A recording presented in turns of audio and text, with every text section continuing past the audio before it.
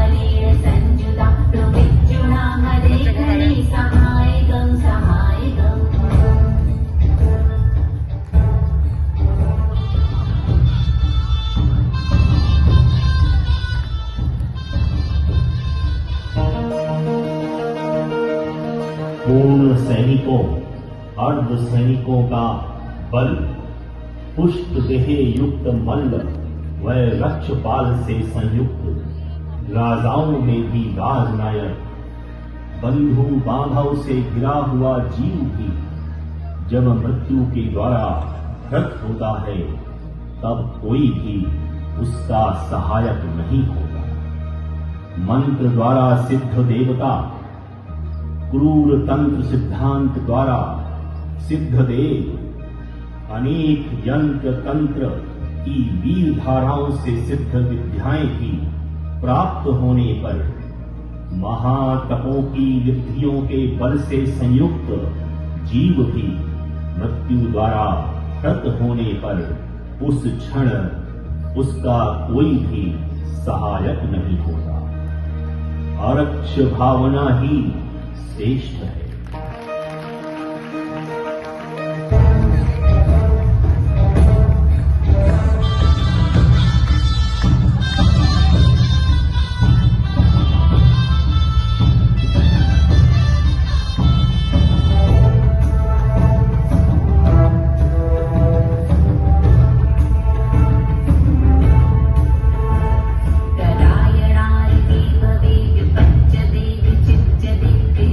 Jam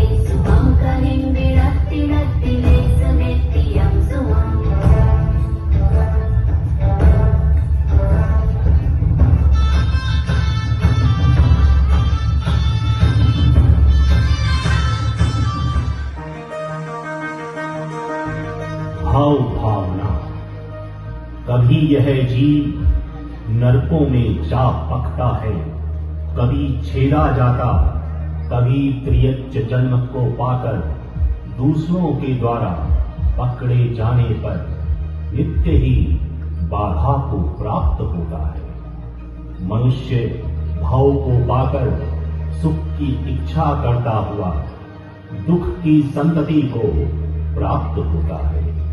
अतः इस संसार में लेश मात्र भी सुख नहीं है, सुख नहीं है, सुख नहीं है।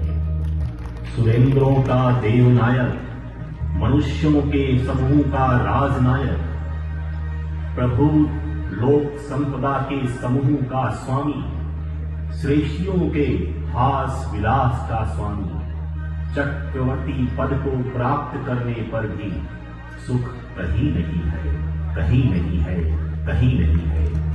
भाव भावना ही